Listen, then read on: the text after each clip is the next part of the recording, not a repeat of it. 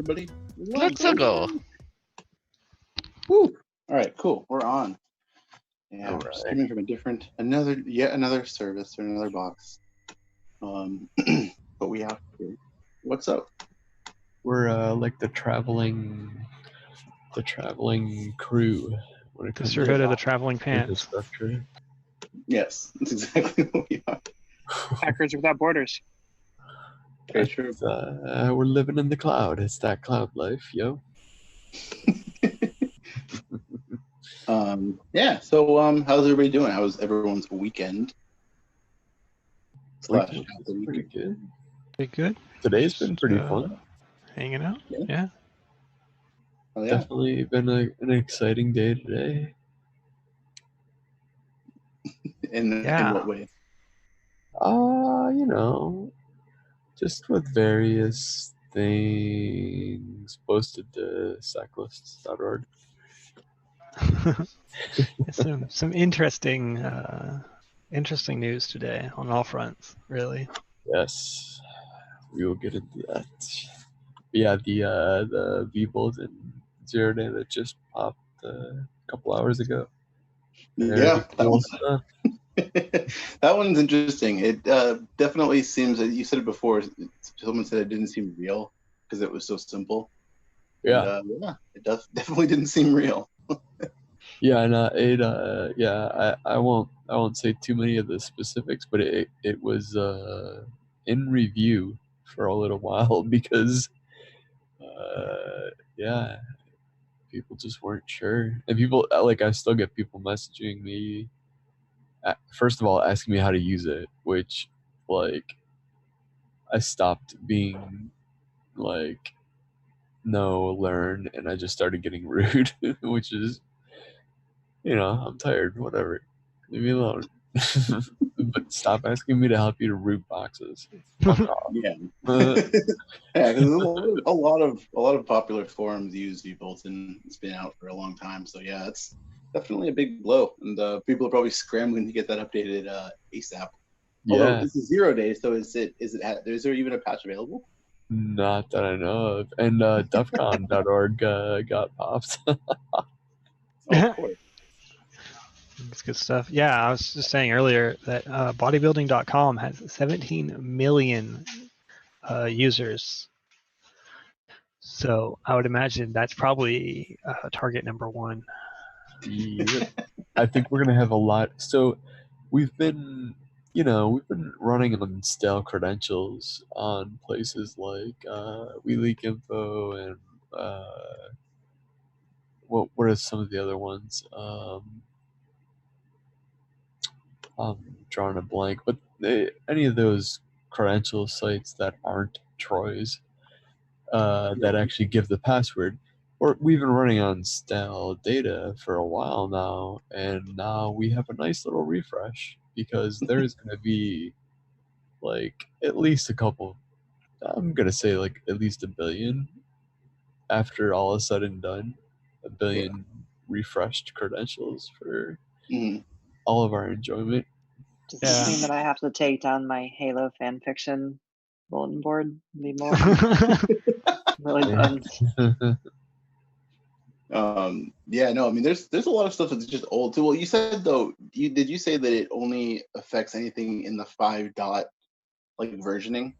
Yep, 5 versioning. Yeah, so it's not going to be anything that's too old. So if you had your Halo fan site or fanfiction site from 10 years ago that used to be built in, there's probably other exploits that it would be vulnerable to, but not this one in particular. I wonder. I would. It's too bad that the person that did it. I won't say it's too bad, but it's just. Well, yeah, it is. It's too bad that we can't get inside their head and just ask them, "Hey, how did you find it?" Because it's such a crazy one. Yeah. I'm super curious. I have my whoever did it for those. Sorry, I'm jumping right in, but might as well, right? So whoever dropped this vulnerability dropped it totally anonymously through an anonymous remailer, Gorilla Mail, to not only sec lists but places like Packet Storm and all the other places. Hmm. And they didn't attribute to themselves in any reasonable way. Although, if you're, if you maybe know the way, yeah, you might be able to figure it out if you're really close with them. But anyways, the point is there's no real attribution, and I think that's cool. Like I think it's just cool. dropping a 0 day for chaos. There's That's awesome. no logo. There's no website. There's no thought leader like person who's going to do a talk about it. It's just there. It is. I love it. I The love way it that should be. style. That is Pure my chaos. favorite style. Yeah, chaos mode. Yeah, no, it's pretty cool, and I mean, it's definitely gonna be interesting to see the next couple days, as to what gets actually breached instead of just for lulz, and what comes down because there's a lot of big websites that use it, a lot of unsavory websites that use it. Although, what does raid forums and hack forums use? They don't use eBulletin, do they? I checked immediately, and no, they don't. Okay. Yeah, I didn't check any websites for it. That was like but one of the. Those were like some of. I think like the first 5. I checked raid, hack forums, and like the 5 obvious ones I checked. Yeah. You know who does have a history of using those as certain terrorist groups have a history of using these. They're going to be on the run. And They're not going to be happy with this. They're getting dumped and just fucking they're getting backdoored and all that right now. And I don't think there's a whole lot of those folks actually have like any VPN protection either. So if they're not using some kind of obfuscated creds, and before drones, at least. Yeah, no, it's gonna be interesting to see how it comes out because, yeah, as you're saying, there's a lot of like terrorist groups. There's a lot of like weird hate groups and just bizarre communities that use it that might be doing unsavory things, and this is just what somebody needs to take them down. So, rip to all of you. Really, what the bulletin was designed for, though, is Halo fan fiction. Though, so let's be honest, like that's really the biggest loss here. What's pretty funny about it though is like the complexity of the bug is pretty low. Like eval template shit. Like what? Yeah. Why? Who wrote this? Like, just send me code to eval. That's what I want in my PHP applications. Yeah, and I think like when it comes to finding stuff like this, if you have a copy of eBulletin and you grep it for like eval and you get any responses, like start looking there straight. Yeah, exactly. Like any PHP application or any like malicious function lists, like bam, look at those. Yeah, I don't do code review, and I haven't written PHP in years. But like that, even in my head is the first step, right? Like, where are we running code like from somewhere else? So, oh, and also, sorry, what were you gonna say? I think my favorite part of this whole thing, though, is the Google dork. Mm-hmm. Just site:*star.vbulletin.net. just anything really. DNS dumpster. But quick shout out to Curious RxID 09672 for gifting out 5 subscriptions to this channel. Thanks a lot. But yeah, no, definitely that Google dork, good shit. But yeah, so the next story that we have on here, well, it's not even those later on in the notes. But I'm glad we talked about it first. The next thing we have on here though is about Clown Sterling, our pals over there clicking away, decrypting or supposedly decrypting RSA keys. This is just like everybody just basically clowned them pretty much immediately once this video came out, which they like had to hide, and then now it's public again. But yeah, they were just claiming that they could crack these keys, but they were doing it like with stock tools that people use. Like it's not really anything that's big. I think the other important thing that they did was use like really weak keys as well. Yep. So it's clearly like stunt material. They're like, what's the like? They didn't even stunt it. Like if you were going to crack a key live, you would use like like weak primes or like other known things that crack RSA keys. Yeah. Right. That's They just hilarious. we'll just generate a shitty key, and then it'll be like, yeah, we did it in 5 hours. Like, Yeah, it was funny. I was like, oh, they solved like a weak RSA like CTF challenge. Like, way to go. So they literally solved the second chat entry challenge. Although they solved it in a lamer way than they would have if they had to actually solve it. So yeah, pretty cool. Shit. Shout out RQU for making that. Yeah, 1 second. But yeah, no, it's just interesting though that they keep coming back with more stuff that just I don't know. It's funny when people try to do snake oil things and then it's something that is like there are people who know and deal with this stuff and they constantly claim it too. They're like very few people know how any of this works. They don't know anything about encryption, they don't know anything about keys, anything about basically anything, and they're the people who know everything. And then people who actually know this stuff and study it and have like doctorates in this specific field, they're just like, what? Like it's just like so bafflingly stupid that they keep coming back with the same thing and not letting it die. So yeah, I would just advise to keep clowning when you can. Yeah, if like just be quiet. You've been done. You've been seen. Like it's over. Yeah. Reminds me of like a shitty magician. Like, is this your card? No. Is this your card? No. Is this your card? Like, on the 50-second card. Yeah. Big. It's like I forgot what the card is. Puts one card at the bar on the deck and pulls it up. Was this it? Yeah. Yeah, good stuff. Just wanted to throw that in there because it was people were talking about it. So yeah. Cool thing is though, GitHub is now a CVE numbering authority. I don't think this is gonna end well. You don't think so? No, because like if you submit, like if you try to get a CVE for like no-name WordPress plugin that 7 people use, like you currently don't get one. But based on like the way that GitHub do like vulnerability detection, they'll give you like your weekly security alerts or whatever. I feel like what's gonna happen is that like some really shitty bugs are gonna start getting CVEs, and it was like cheapen. Like CVEs are already like not that special. It's just a like acknowledgement that a bug exists, but at least if there's a CVE, you like look it up and you're like, oh yeah, it's this product. This is just like if they start just giving them out a little bit too freely, which is what I think will happen, is that it'll like create more noise and less information. It takes people to like look at and analyze each CVE, right? Yeah. Like, yeah, I don't know. That'll be interesting. I don't know if anything will like really change. I think it might. Right. I imagine GitHub's going to do it in a way that will make it easier to apply. It's already like CV assign a miner or whatever. You're like, hey miner, give me this. And you're like, no, because it's crap. And you're like, oh. But why does GitHub want that anyway?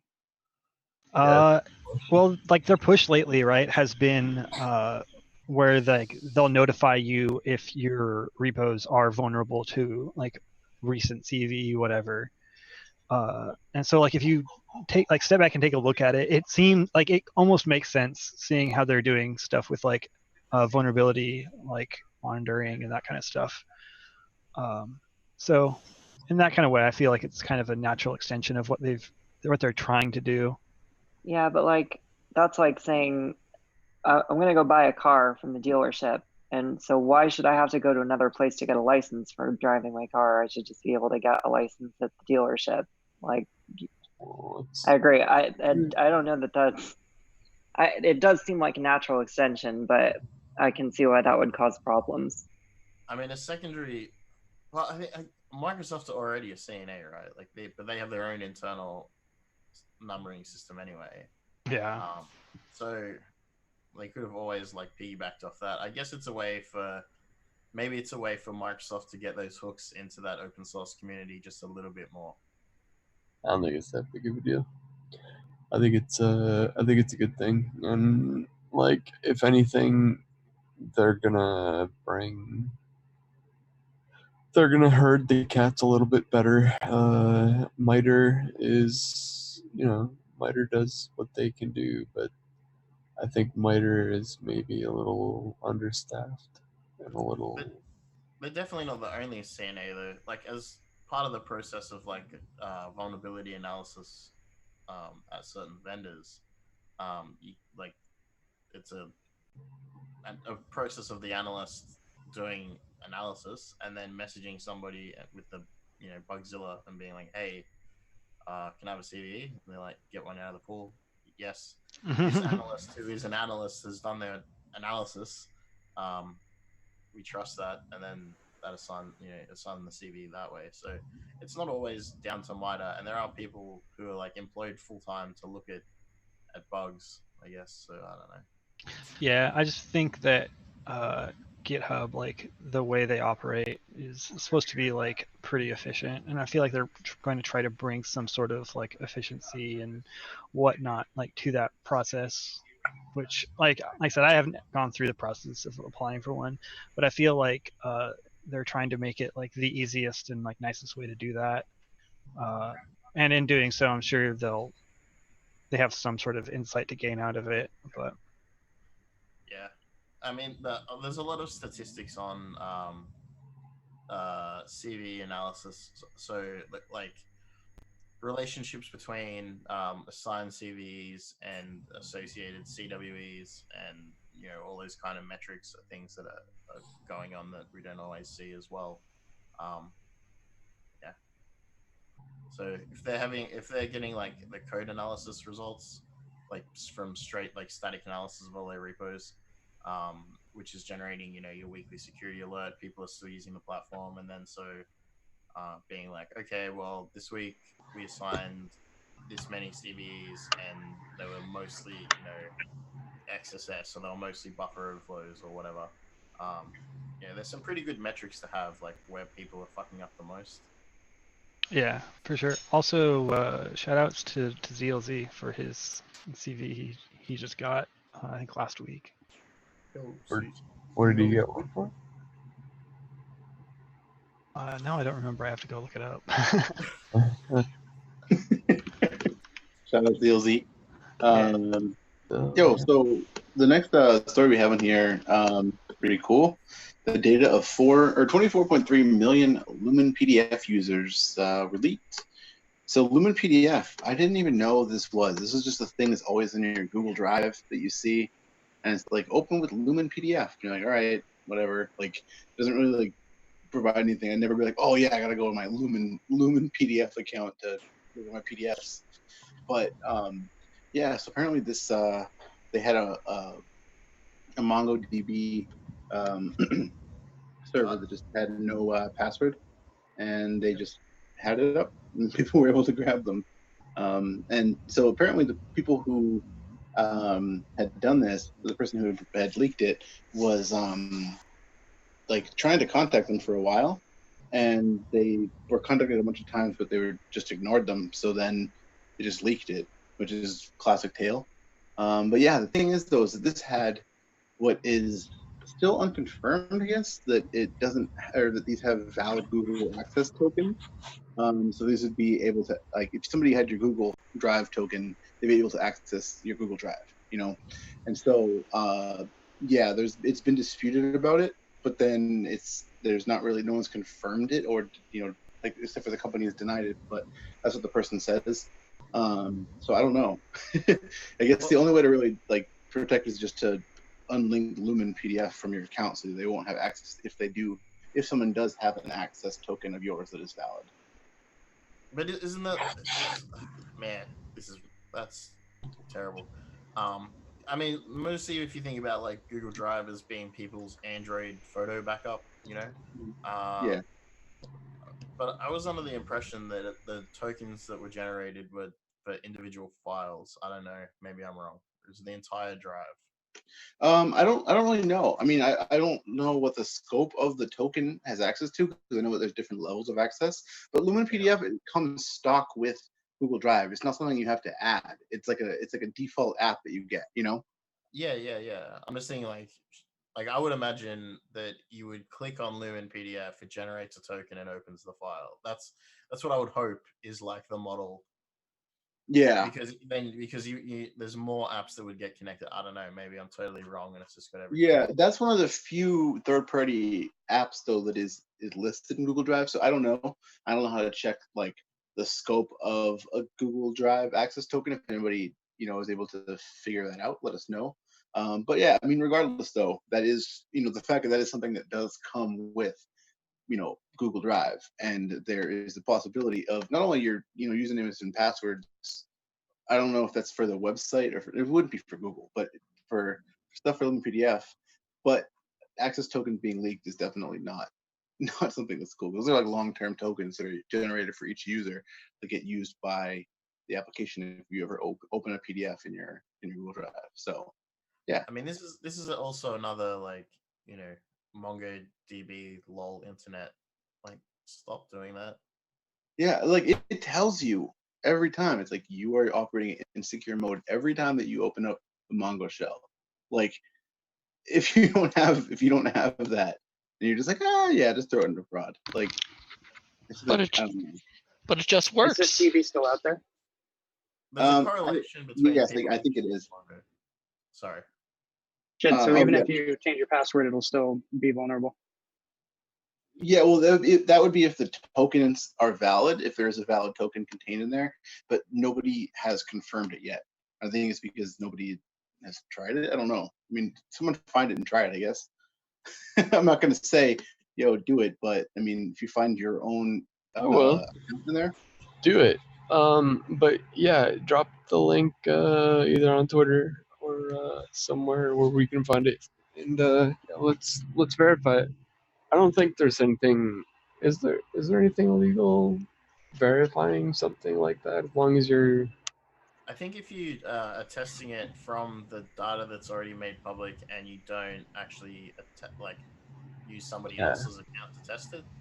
So if you're doing it offline, use your own account, obviously. I was gonna say I wasn't gonna suggest doing it on any random account, but definitely if you find your account in there, if you're lucky enough to be in this 24.3 million chosen ones, definitely try it out because that's a lot of people to have access token fleet, and Google Drives have a lot of data. They just yeah. And if you're in a country without jurisdiction, then still definitely don't do it. Yes. Yes. Bling bling. So yeah, the next story that we have on here, 125 new flaws are found in routers and NAS devices in this giant report or study that just looked at a ton of different Soho routers and NAS devices and just found a ton of stuff. There's a whole matrix of nice little vulns. And actually, did I even throw the show notes into here? Man, surprise! Like all the Soho routers suck. Surprise. Yeah, but this is just like when it's just impressive when you just have like 125 vulns, and then you have to have a whole matrix like this. It's just always the best. So yeah, there's auth bypass, there's command injection on pretty much every single one of them. XSS, file upload, patch reversal, like everything, pretty much every vault you want.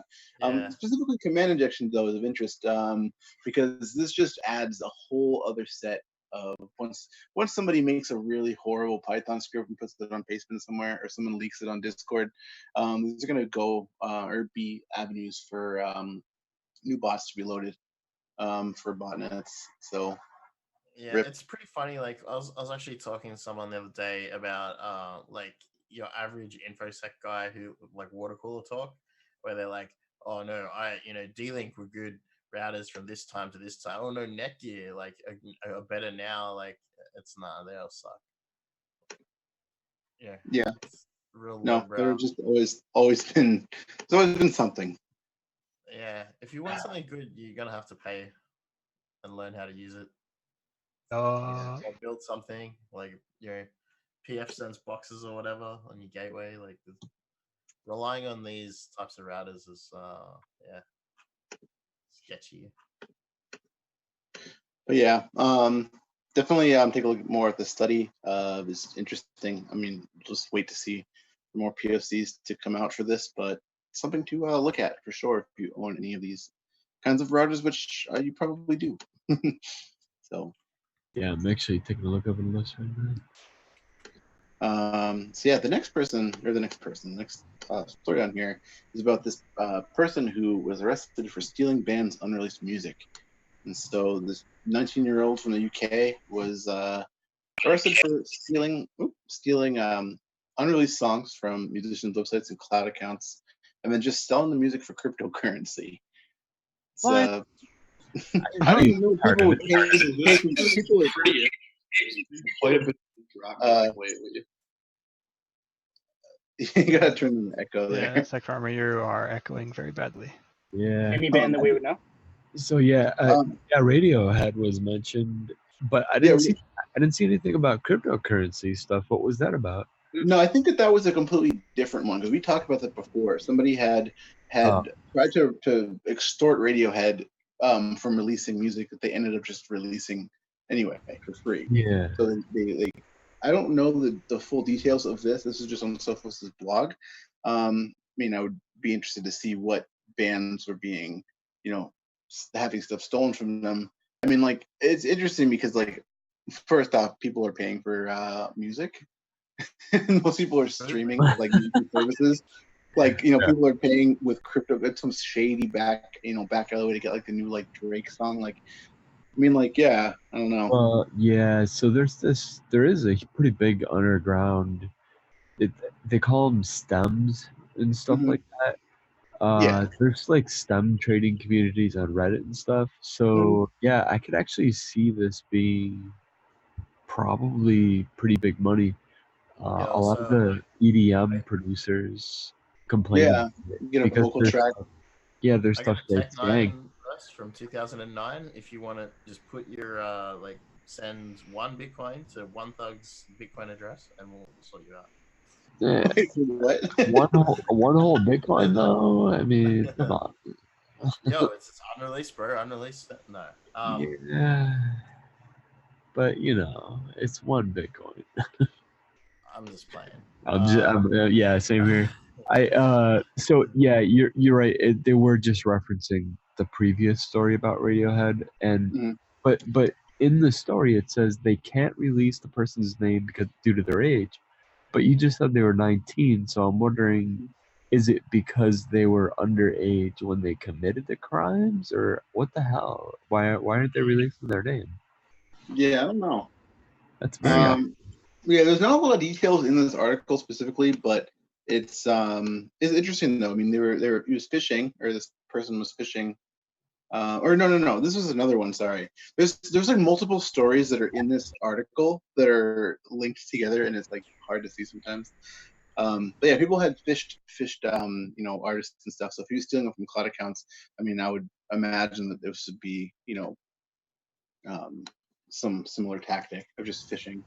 I actually remember there being a rash of MIDI based exploits that came out about a year ago actually now, and all I could think was, man, that would be perfect to just send to a studio or a recording studio or whatever, and like there's not a lot of motivation for music studios to do software updates if their stuff's working, because there's a lot of room for software updates to completely screw up your setup. OBS being a really good example of that. I mean, like every VST is like a lot of VSTs are not written to be secure either. Is the other thing. So yeah, if you target something big, like if you found something in like I don't know, like Massive or Silent One, or I don't know, one of those VSTs, like anything complete, Auto-Tune even, right? Like Pro Tools, like you target that stuff. It's almost like ICS in a way then. Like it's this closed off kind of small community that doesn't like patching. It's almost the exact same type of environment that breeds like this this really big surface area that's just waiting to get owned. If you do actually have a really good phishing campaign that is targeted at musicians, send it through to rapper@gmail.com. And Shout out to White Cracker. Yeah. There is a pretty important distinction though between an ICS environment and like anything that's abstract, like music production. Like in those types of environments, if they're not patching and it's a systemic problem, it's not because there's like a pragmatic reason a lot of times. It's just because, you know, sometimes it's out of fear, which I guess is a valid motivator. But if there's no real pragmatic reason behind that fear, then is that not the same as just being lazy? Yeah, Really, no, so with doors, with like door patching and stuff, it's like digital audio workstation stuff. If you patch, say you've been working on a track for a while and you patch like one VST, like one plugin, and it breaks, like that track could potentially be in the bin. Yeah, exactly. Like, and that's your money, that's your income. So yeah, to so those people people, don't want to patch them. Yeah, it's to them. I would argue that those artists view it very much the same way as ICS. That's critical infrastructure to their livelihood. And, this metaphor's getting a little out of hand. yeah, they don't want to mess with their. They don't want to mess with what's working, you know. I will say though that crying to Radiohead isn't lame. I agree. Shouts Crying out. to Radiohead is not lame. Good stuff. So yeah, that's, I don't know. I'm just kind of baffled by the whole story. There's a lot to come out. I guess we'll see what happens in the future. The thing that I wanted to share, Hermit just sent me something. It was interesting. So as you all know, Hermit loves Google, Dork King, and she got a new kind of CAPTCHA that she's actually going to redact and post, I think, that asks you to copy and paste just like a weird long hash that's only valid for 2 minutes into a box. You just copy it and paste it. But for her, it's not working, and she can't like proceed to follow the CAPTCHA. Like she did the action and it just doesn't work. Yeah. It's still through reCAPTCHA though, right? Yeah. Yeah, so you have to enable JavaScript on one of the domains in order for it to work, I think. So basically, you're copying and pasting the CAPTCHA for the purpose of solving the CAPTCHA for some bot. Yeah, that's how you solve it. You basically have to copy it and paste it, as if it's a lot easier to automate copying and pasting than it is to do image recognition and like edge detection for like specific objects. You know, I would like to point out on just Hermit's Google Docking that you are what you eat, and so I think she might have become the dork. Got it. There are some APIs where you can take a screenshot of the DOM and send it along, and somebody will return a valid CAPTCHA solution. Yeah, no, absolutely. This is what I'm just saying. It's easy, definitely a lot easier to copy and paste from a text box. Do you know of any of those sites offhand? Like, I'm curious what the top CAPTCHA solver site is. And it's not illegal to outsource your CAPTCHA solving. I want to be lazy for a week. I want to outsource it. Where can I go to do that? If anybody has anything, you can @ ThugCrowd or drop it in the chat. Yeah. I think that would be interesting to explore for a little bit. There's that proxying technique as well that spammers use, where you just trick somebody into doing a CAPTCHA for some other reason, and like in the it's like proxy CAPTCHA to like sign up to Gmail or something. I don't know. Yeah, have you ever done the ThugCrowd the CAPTCHA that? But it's for something else. That's freaking hilarious. Yeah, it's the same thing with like you can apply it across to like SMS 2FA, SMS verification, email verification, like Yeah, I was thinking about that. Yeah, it's the same concept. If you're hot swapping a CAPTCHA, how do you validate the if you do the CAPTCHA wrong and it works, does that mean that it's a fake CAPTCHA? There's a surprising amount of fake CAPTCHAs out there. Yeah. Like haven't that actually they don't investigated validate properly. myself. I'm just like a I observer. feel like I've solved captures Well, yeah. and or not solved captures, and they've just worked. So I'm curious. Well, the thing about like how captchas work, right, is they're using it to train the algorithms. So it gives you like, for example, like 3 things that it knows and 1 thing that it doesn't. Like the old one where you would write out the text, it would give you 1 word that it knows and 1 word that it didn't. So as long as you entered the correct word that it knows, it just completely ignores the second part because it doesn't actually know what it is, and it's using you to train the algorithm. Oh man, that So reminds How me. can it validate it if it doesn't know what it looks like? it doesn't. It uses that to create a large enough data set that over time, if 1,000 people answer like, what is this word, right? Like the overwhelming majority are going to fill it in correctly. And so it doesn't like matter if you actually know what it is. It's just asking you. And eventually the data set's large enough that it doesn't matter if you answer it wrong. Right. But And that and was, this that is was an attack where they fed it. I can't remember who did it, but it might be like one of those like anonymous 4chan man mask people. But they were feeding one of the capture servers. I don't think it was. I'm not sure if it was recapture, but they were feeding it the incorrect answer so many times that eventually it became the correct answer. Yeah, exactly. That was some time ago, right. but yeah. That's the danger of all of these unsupervised learning techniques, because they intentionally don't have a human validating any of it, so you can have that stuff sneak into your data set. It's really I don't believe in it. There's a lot of stuff you could do believe about that, and where you have like a surety factor based on what it could look like, right? It could look like this thing, and obviously if it's like a 3-letter word and the answer is like 10 letters, right? It's going to be like, okay, well, I know that this can't be right through this like weird process of elimination on size, et cetera, et cetera, et Like cetera. insane differences. Yeah. So there's a bit you can do to kind of weed that stuff out. But I think in the case of reCAPTCHA, I mean, they just completely changed their algorithm, right? They're not doing that anymore. But there's obviously always ways to filter through things. Mhm.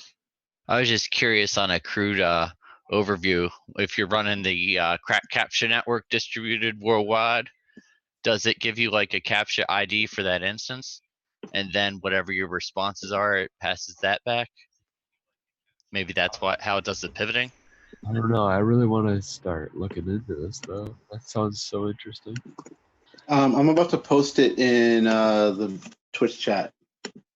I researched it for a project where I would hit a certain movie rating website that has notoriously bad captchas. Like most people have the official brand name captcha where you have to like click on an image, but they are still doing the early 2000s thing where they have like a static image of garbled text. Yeah. And that's the best use case for that. Good stuff.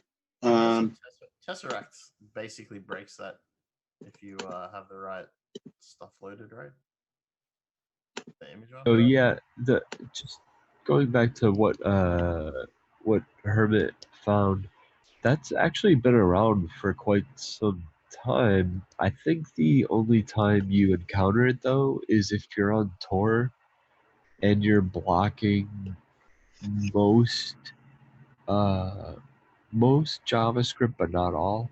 It's like there's a bunch of really weird conditions that you have to make happen in order for that to come up.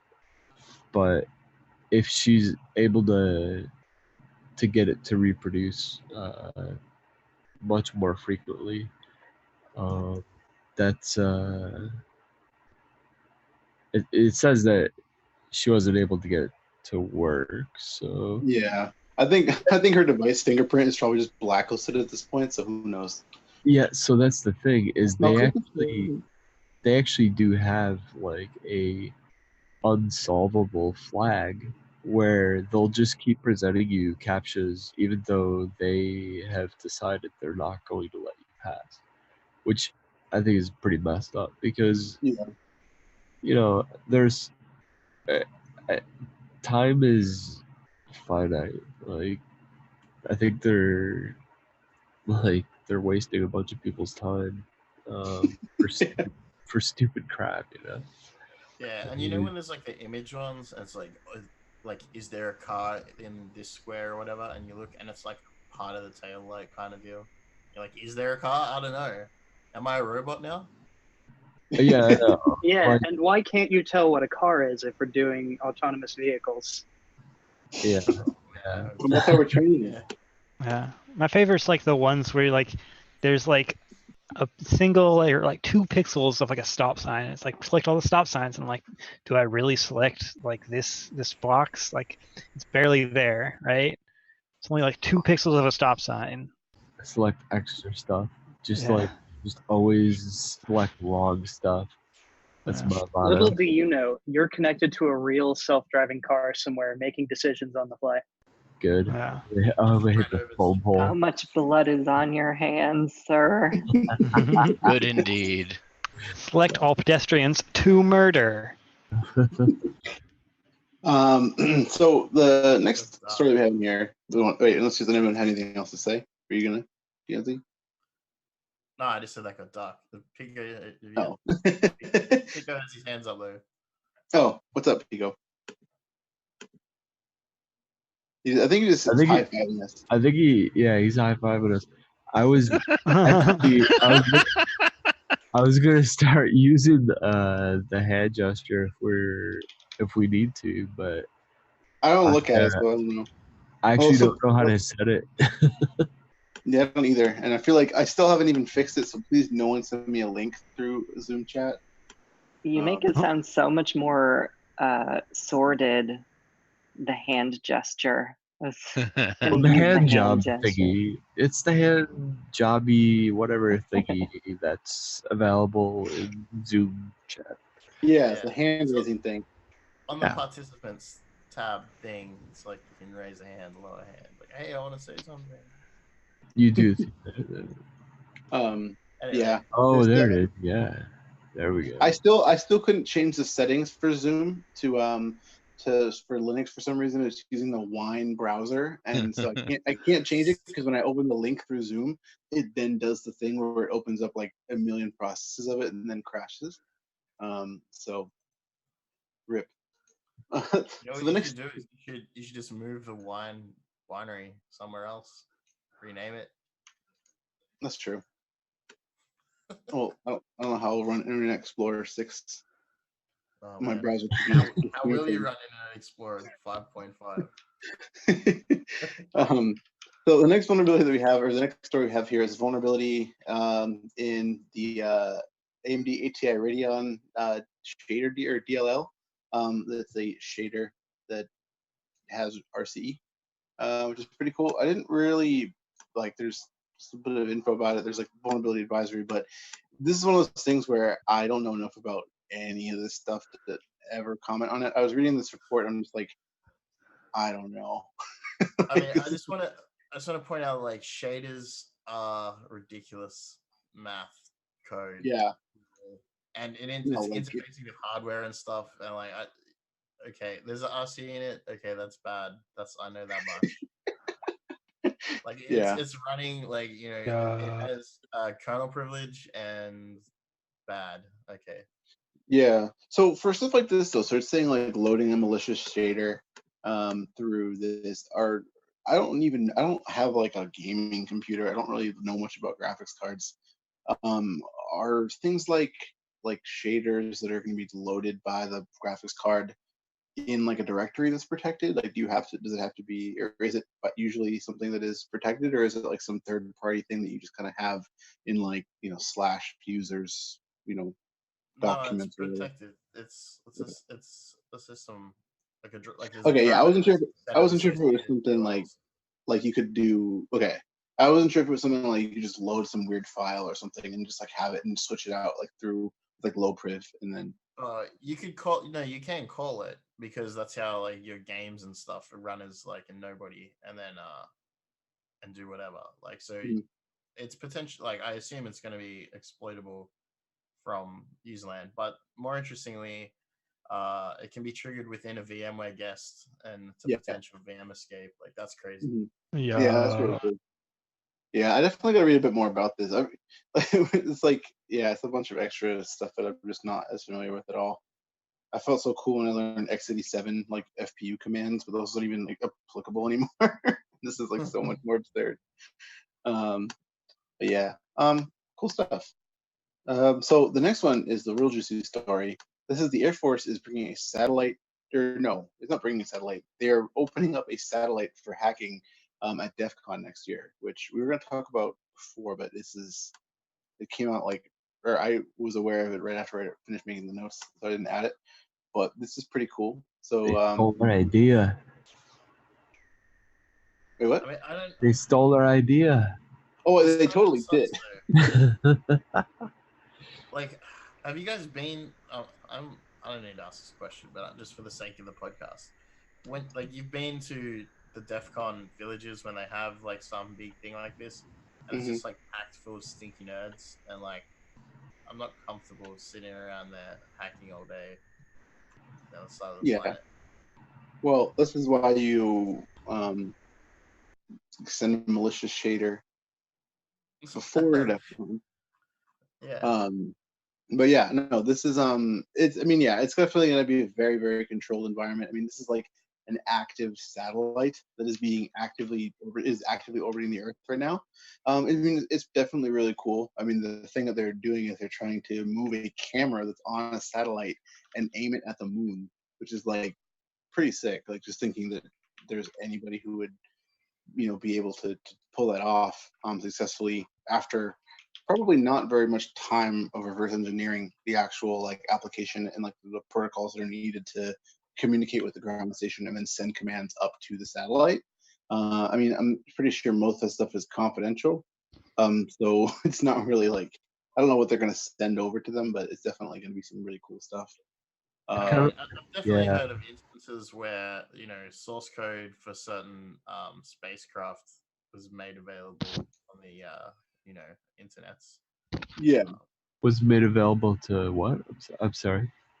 Just on the internet. Oh, really? Yeah. Really? Wow, that's I sounds. mean, I wouldn't know when or where to find it, but there's whispers.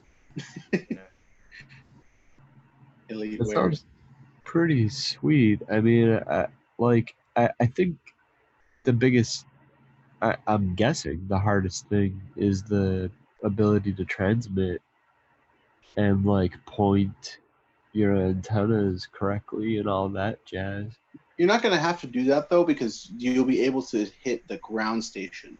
So you're going to have to do something that communicates with the ground station, which that's like, so when we were exploring the idea of the ThugCrowd Space Force CubeSat project, that was one of the things that we were actually looking into. I think Sec Farmer, you were helping out with that with Amazon, because AWS was releasing what they called AWS Ground Station, where if you had a satellite or planning to launch a satellite, you could use AWS to be a virtual ground station for you, and they would have ground stations all over the world that you could basically hook up to, similar to like different regions, and then be able to use very expensive satellite equipment for much cheaper than it would be to build your own ground station. And so that's probably the key way in is by hitting a ground station or understanding like what way that forwards data to the satellite and then attacking that. Super interesting. Yeah, definitely really cool. I mean, it's something that, so we had the idea though too of basically the exact same thing of launching a CubeSat, which that was pretty much the only prohibitively expensive part. It cost several tens of thousands of dollars to launch even a basic CubeSat, and you also have to have a pretty squeaky clean criminal record to launch a satellite as well. Wait, really? Yeah. What? All I the thought background stuff to do. I thought you basically just rented, not rented, but you just you essentially, it was like chartering a private flight. It's, you have to like apply for like an airline, like I don't know what it would be called. It's like the air and satellite, air and space version of like a call sign or something. You have to like basically have like a license for it. that you have to apply for, and that's pretty much it. But it's like a long process, so it's not like easy to just be able to launch stuff into space. Unfortunately, You weren't able to get the call sign Dick Butt, huh? I went out and Did we actually try? Because we didn't try. But we can. If we do go apply for it, we'll definitely be Dick Butt. All right. I went out one night with one of those AR type apps where you look at the sky and it shows you where like space stuff is, just like GPS and the camera. And, like the only thing I could find was like a Russian like tank from like a rocket they launched in the 70s, and it's like obviously got no active parts. It's just like a tank floating, and I was really disappointed. Like, oh, cool, that's the only thing that I have to see from here. Great. Yeah. Like a really limited. Is there really a Russian tank floating in space somewhere? No, like the tank of the rocket, that stored the Oh. fuel. It was like discarded in space, and it's like still in orbit, and it's like it's got a little call sign thing, and I was like, oh, cool, what's this thing? Like, look it up, and it's like this is a part of like Russian debris, and it will just stay in orbit forever. It's like, oh, cool. Yeah, we were floating the idea of a weather balloon that you could hack out of the sky as well, and the objective would put money on the payload of that it would drop if you were to be able to send whatever commands it needed to cut it basically off of the balloon and then dump it into the desert. I still think we should do it. Yeah, why did we shelve that? Because it's expensive. You have to have the money, that's prize money, and also to design the challenge and test it. And not all of us can get out to the desert as easily. But how much was a weather balloon? Like, is there a used weather balloon market? And if so, how much were they? I don't think they're that expensive. I think that the problem was just building the mechanism. You have to build something that can reliably like cut itself and explode the balloon, and also have the permits to fly it over Las Vegas. Just like which is well, yeah, that's gonna be nobody's flying over Las Vegas. Yeah. Like that's the other thing. You have to do it really far away, and then but the whole point would be a radio challenge. So you want to be close enough, but then also not interfering with any airspace in Las Vegas, which is big. And also Oh yeah, Crucis says antenna design is essential if you can trick the satellite into thinking you're a ground station. So I don't know if that would be part of the objective, because it'd be pretty prohibitive for most people to have either their own ground station set up somewhere else on the Earth, or bring the necessary equipment and have the licensing to transmit that much as a satellite from somewhere in Las Vegas, right? Like, where are you going to set up like a big satellite antenna? Like on the roof of your hotel? Like they check your room and take away soldering irons. Like, I feel like it wouldn't be like, I've set some pretty big antenna arrays up in my hotel room. I'm just saying. Yeah, but for satellites that can control a satellite and steal the control of the satellite from the ground station. No, just malicious femtocell. Just no. It was somewhere between both of those. It was somewhere in between. All right, before we go any further with that point, let's talk about the next one here, which is about Chef. So Chef, that used to provide, so I don't really follow too much of this drama here, but I threw it in there because it was an interesting point, a larger point to make. But this is they're not renewing their contract with ICE after the person who used to work for Chef had deleted code from GitHub that would basically make it work. Did we follow that aspect of the story? Can we just let's just like separate Chef from like Puppet and Chef and Ansible. So I don't even use Chef. And it was on GitHub. Yeah. Like publicly on GitHub or privately on GitHub? I guess it was public. I don't really know actually the whole details of that. The reason I wanted to even bring us on here was because it's interesting that a company would have this sort of internal conflict and have people removing aspects of their code to, for whatever reason, like not whether or not you agree with what they did.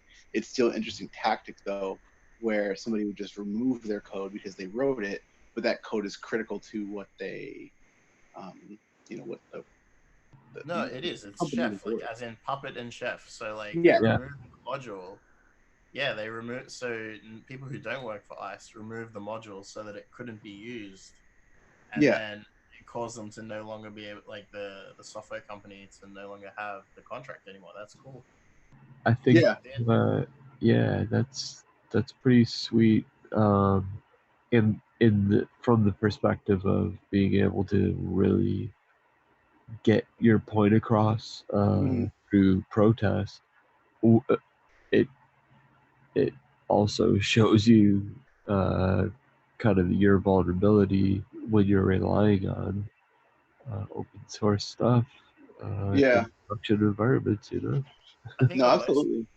the most interesting thing, I mean, not the most, the biggest fuck up, I guess, on the companies who was using its part was that they didn't have a local repo. Because when you clone a Git repo, you have the whole thing. You can push it anywhere else. So they didn't have one local backup, like one local clone. Come on. The pipelines are too complicated. No, I mean that's a pretty big thing though. I mean, it's interesting though that somebody would be able to assert a point and literally cripple a company's operations, or threatening to. I mean, I don't know how bad it would have actually been for Chef in total, but I mean, realistically though, there are people who could pull their Git repos with very little very little notice and pretty much destroy like a lot of you know open source software that's being used in production like daily, and like things that are being automatically pulled too, that is based on CI/CD pipeline that grabs the latest version from Git. Yeah, there's this sort of reminds me of there was some threats. I don't think they ever actually happened, where people who had submitted code to the Linux kernel under GPL v2 were threatening to pull their code if their like code of conduct or whatever demands were not met, and like just pull code straight out of. Did we talk about this? Was this I think I don't remember. There's a few different times this has I'm sure we happened. touched on it at some point, but yeah, it's good to rehash it because it's gonna keep coming up. It's gonna keep happening, especially with the tensions and stuff happening right now. Yeah, we're gonna keep seeing it. People just make demands. You're like, I submitted this code on the GPL v2 or whatever, and now I'm taking it back.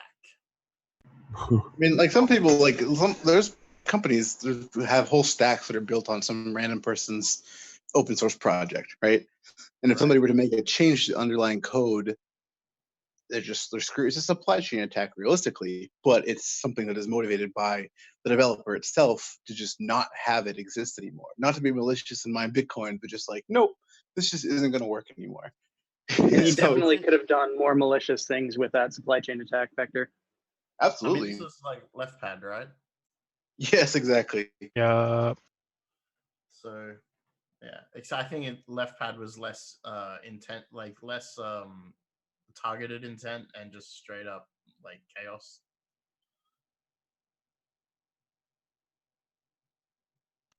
Yeah. No. It's pretty, I mean, it's they're pretty interesting interesting stuff, though. We'll see more things like this continue to happen. And shout out to everybody who does maintain an open source project.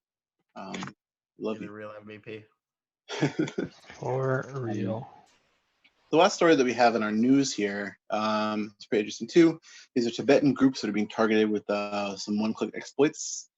Just reading through this whole thing is interesting. Just the screenshots are, I don't know, it's just weird. I mean, clearly it's China. Who else would target Tibet? But these people were. I don't know, South Africa. I was thinking about it though. The Simpsons joke where, actually, I'll tell it later. Hold on. So there's people who there's people posing as fake Amnesty International people, fake or reporters and all sorts of things, and just testing on WhatsApp and sending the sketchiest looking links I've ever seen. Like there are just these weird ones, like there's like a lot of Bitly links that they're sending for like no reason, and then msap.services / just like a couple of random characters, and like yeah, there's it's a lot of that. It's just been very weird. But yeah, so they're hitting them though with some some not things that are 0 days, but there's stuff that's still out there that we've talked about in the past for different iPhone exploits. And so it's interesting article here. Just goes through how the malware actually works. Yeah, I don't know. Just very interesting targeted attack. Fake Amnesty International researcher. That's really weird. Yeah, no, it's like it kind of reminds me of like the fake secure drop thing as well. Just like having a level of extreme trust by targeting people that are already marginalized and have been targeted and attacked in the past, and then saying, "Oh yeah, we're here to help tell your story, tell us your secrets." Well, yeah, definitely bad though. But It's yeah, interesting how just like hack back. how much effort they've gone to do this as well. There's like obviously this is like a serious operation that's gone into this. mm-hmm. Yeah, no, Crazy. there's been. I'm not sure what the goal is. Like, is the goal is just like China v Tibet? Is that it? Yeah, China wants to just have Tibet and have it be part of the like China as a whole and be subject to all of China's laws. I like that they created TibCert though. What? Like TibCert, like the Tibetan Center for Computer Emergency. Oh yeah. Yeah, TibCert. That's the new target. That's who they target next. Yeah. No, I mean it's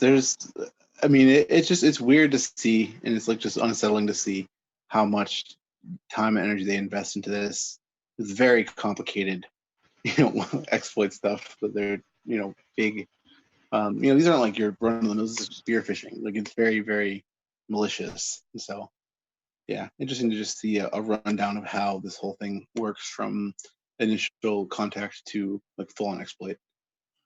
Like the name Poison Cup. Yes. Doesn't like directly say China, but it basically does. It sure does. So yeah, does anybody have anything in the rest of the show notes that they wanted to discuss? Whoa! You had a Simpsons joke. Where is it? Oh, it was just the I think it was one of the musicals that they had or something, and it was like, I heard over in Shelbyville they legalized gambling because I saw a bumper sticker that said "Free Tibet." That's what I thought about when I saw the article. God. I thought you were gonna do like the poison tasty fish. Oh no, I've always said that in my head. It's like Free Tibet. Like, I mean, clearly Free Tibet, fuck China, but the yeah, just good pun. Oh yeah, and Def Hand, yes, you are sub. Shout outs to Curious again. Yeah, gave out all those subs. Hell yeah. So yeah, anybody have anything cool they want to talk about from the Goodreads or projects or Chiefs or anything? Oh man, there was the QMU KVM guest that'll be pretty interesting. So it's like it's a guest to host escape, and it occurs. So there's a diff that was posted to OSSSec today that I think is probably on the link, to patch the host the guest driver, and then when the box is migrated, it's that event is triggered. So that was pretty interesting.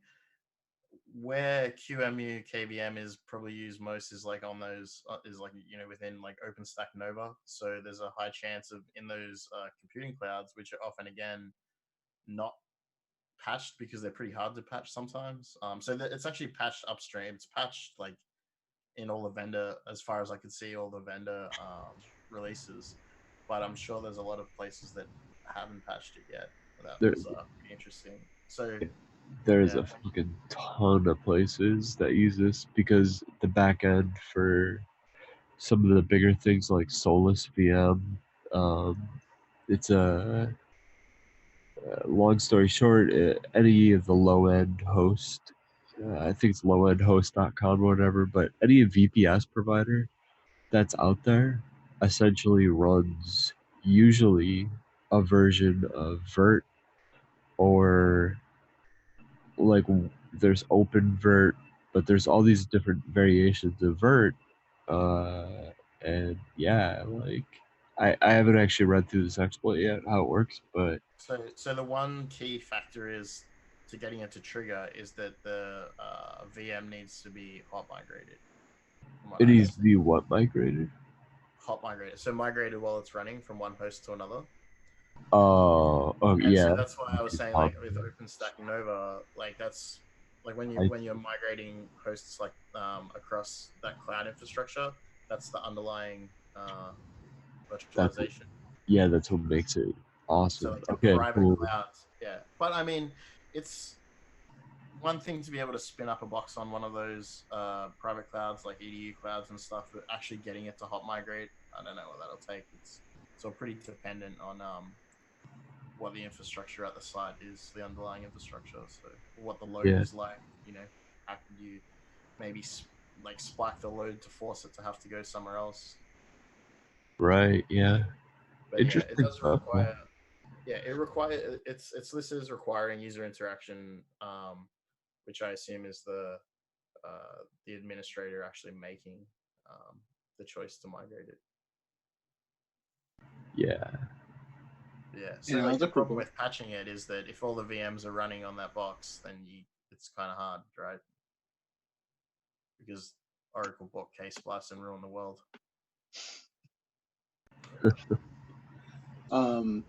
This other vuln in cheat codes, CVE 2019 165.18. This is it's a way to trigger or to change the temperature on a vape via Bluetooth. That just it's another Bluetooth phone where you can just send things to it and it'll just pair with it and start sending it data. But yeah, this can change the voltage, which if you change the voltage super, super high, it would just burn the person's mouth. Or literally start a fire in their pocket. Yeah, you could do that too. I mean, depending on, I don't know too much about the specific vape platform, but if you are, if there's other commands you can do, if voltage is the only one that you can do, I mean, that's still a lot of damage. But if there's anything like, if you can trigger the button and also do the voltage and just let that run, that would pretty much cause a fire. Yeah, that's you burn out the coil like straight away. Yeah, oh my god, yeah, the people that are super into vape stuff, like they're always going on and on about the coils, and I burned my coil out. So so coils people do that at like a lower voltage too. Like if you go up to like the maximum, especially with a modded vape, and it's like you can go up like super like ignorantly high with voltage for no reason. Those kind of things, that would start a fire. Yeah, that's actually really bad for you, by the way. High voltage is like because you get more heat. So the coil has like a set resistance. You run the voltage through it, it heats up, a heating element, and that's obviously what vaporizes a liquid. But if you have a really high temperature, it actually produces. Well, from my understanding, is that it produces like more formaldehyde in smaller particles than a cigarette. Yeah, no, all around, it's wicked bad to do that. Yeah, it's like if it'll burn your mouth before it'll kill you from cancer or whatever. Like, I mean, it's like it actually turns it into smoke at a certain point. I gotta imagine, right? Like you're not atomizing it anymore. Now you're actually just basically setting it on fire. Just regular combustion. Yeah. You can definitely burn the wick. Yeah, I've seen it. I've seen them catch on fire. Well, that's we vape Barch, by the way. Of course, yes.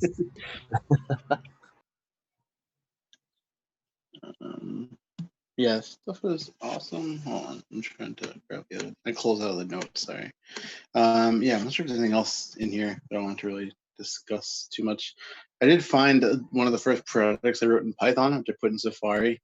It's just a drum and bass generator. If you want to check it out, it's super annoying because it only has 8 notes to randomize from, but it's pretty interesting, I guess, if you are into randomly generated music. I think it's called aleatoric chance music.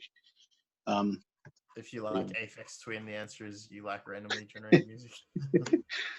Yeah, no, it's pretty cool. I was trying to experiment with like similarly. It was like, oh, kind of like write something to just write music for me, and then yeah, it makes pretty good almond break based tracks. I always wanted to. Oh, go ahead. Oh, if you're gonna stick on the music thing, go with that.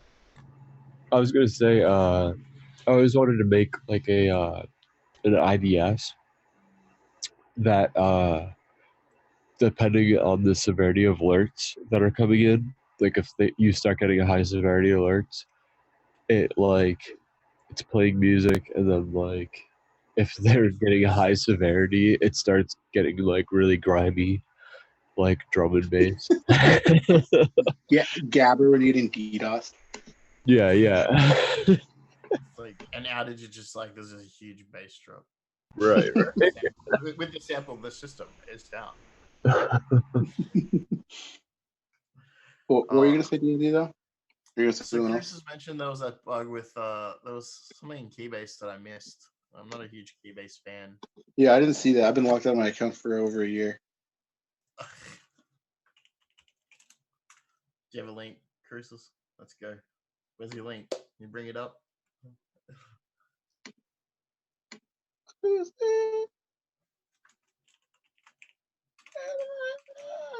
Nope. Too fast. Cool. Well, I guess we can talk about it next week. Maybe we can get Crucis to come on here.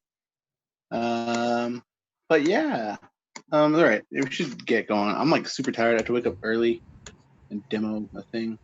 Hey, you mind if I plug some of the Hack in the Box or Hack the Box stuff I've been doing? Yeah, go for it. Yeah, it's pretty random, so I can't say, hey, join me at a specific time, but straight up, like just any time at night, you may happen to see that I'm online streaming. Come join and hang out, and it's A lot of open. fun. Yeah, Shell, you've been on like uh, everybody's welcome, including everybody here and people listening. And it's not about showing off your eliteness. It's more about just kind of learning and doing technique. So yeah, Upgrade said you did a session with him. Yeah. I think we did 2 actually, and they were challenging as hell. Not because it was like finding a specific memory register or anything crazy like that. It was just it took some thinking and it took some strategy to get to where we needed to go. But it's cool insight into something that I truly was going to give up on it a long time ago because it was taking a long time to get through these boxes, and I've since come to realize that it's normal to take a long time to get through boxes, and it's I think it's a good demonstration of if I can do it, anybody can do it, because I'm terrible at it. Honestly, Hack the Box stuff is very, very challenging. A lot of people I don't know, there's a weird sort of elitism with it, but then also there's just people that are really good at solving those specific things, and then in the real world would be caught immediately. Because a lot of people do things it's tough to teach the specific skills of, I guess, you maybe just call it red teaming rather than specifically pen testing, of doing something where you have to be an actual bad guy, because you can sit there. And I remember when I was going through Hack the Box originally, it was doing the sort of enumeration stuff, and if you can just run scripts endlessly, it's you can eventually figure it out, but it's not always the case in the real world. So it's I feel like a lot of people take for granted the fact that Hack the Box is usually particularly challenging, and it's not necessarily realistic, but that's part of the fun, is that it's more of a riddle, or Ian calls them escape rooms. But also yeah, definitely like what you're saying. Like in challenges like that, you can just fill up Varlog. Like who cares? Is Varlog not dev null? Like Right. Yeah, they're not looking at it at all. Like it, and yeah, it's that's a free idea for somebody. Step the game up, make a new type of CTF that there's an active blue team. Hint, hint. That might actually be something really cool. Yeah, no, I mean, there's exercises like that, but it's probably definitely more private than public. Yeah, CCDC is like my personal favorite. Yeah. Well, I guess that's the other side, but also they're doing CPTC or something like that. I don't know. But there's a pen testing version of CCDC for college students to actually try to attack systems in teams. So With blue team stuff? Yeah. Oh wow, that's I believe cool. so. Yeah. That's really cool. So like Yeah, on attack defense, right, you have like two people. Like every team is also has like offensive and defensive people, so you capture. Like, and everything that you attack has multiple ways to attack it. So you can capture people, like what people are doing to you, patch it, and then use it against other people as well. So like, there's all kinds of, like those attack defends are next level, and I want there to be more of those. I think ThugCrowd should try and do it. Yeah, I just dropped a link in the chat. It's nationalcptc.org. If you wanted to check it out. Thinking of CTCP, getting versions in time.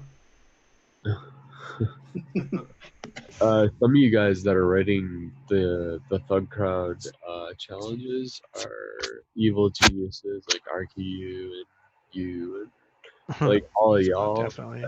You guys are nuts. So like I have full faith in the ThugCrowd to be able to put together some really cool stuff.